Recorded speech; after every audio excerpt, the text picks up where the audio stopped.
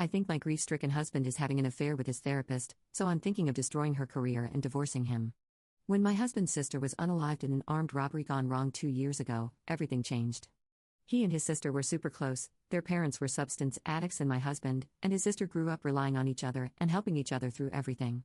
I knew her and she was a great woman and her passing hurt me too, but seeing how it affected my husband completely broke me. He went from a free and bouncy spirit to quiet and sheltered. He cried every single day and would loom at the pictures of the two of them every day too. He was fired from his job because he refused to show up for work because he couldn't get out of bed. Depression consumed him.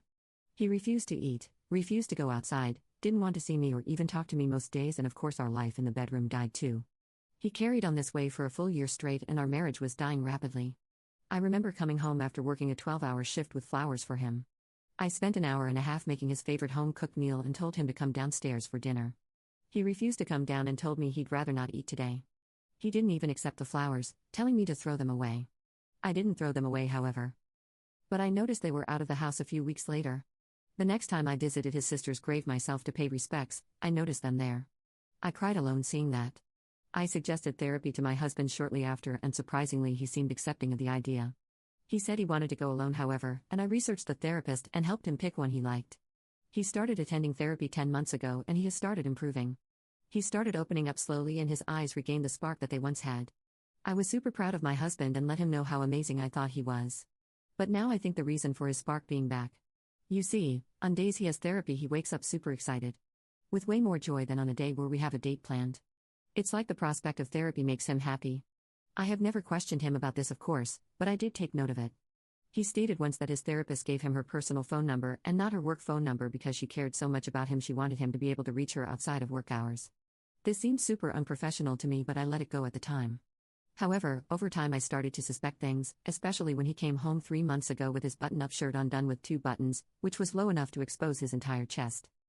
I asked him about it and he said it's weird how I noticed that, then he said it was too hot in the car on the way home so he undid them. Plausible, I suppose, but then a few weeks later he came home from therapy with a very subtle smell of wine on his breath. I asked him why his breath smelled like wine and he said he picked some up from the store on his way home and taste tested it before coming into the house. I asked him why he didn't bring it inside, however, and he claimed he decided to throw it away because he didn't think I'd like it anyway. Alarm bells were seriously going off in my head now, especially because I had seen his therapist. She is exactly his type. My husband and I also don't have much intimacy anymore, which is weird because he always talks about his libido coming back, which is leading me to believe that he is getting it somewhere else. So last month I decided to do something I should not have done and I put a tracker into his car before he left for therapy. I noticed that the tracker showed him going to his therapy appointment, then driving to a different address before coming home. I kept my findings to myself, however. Last week I did something which put the final nail in our marriage in my opinion.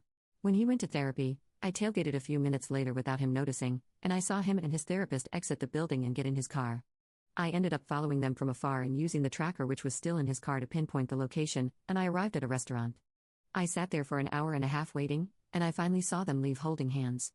I wasted no time taking pictures and capturing evidence of my husband cheating and the therapist being extremely unprofessional.